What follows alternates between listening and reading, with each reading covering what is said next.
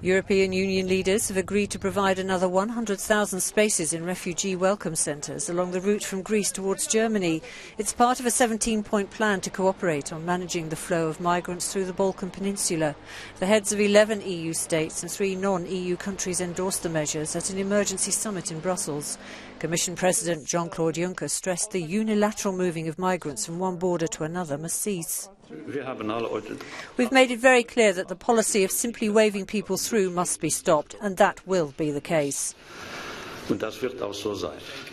However, Slovenia, which is one of several countries struggling to cope with the influx of thousands of migrants, remains unconvinced that everyone's thinking the same way.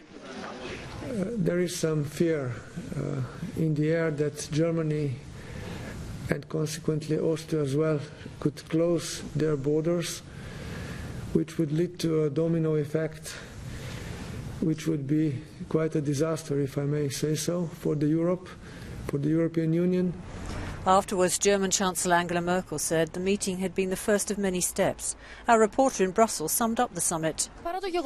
Despite the fact that there is still cautiousness, at this summit, leaders from Central and Southeastern Europe sat at the same table and committed themselves to stop taking unilateral actions and instead to cooperate in the management of the migration flows with the support of the EU and the relevant authorities.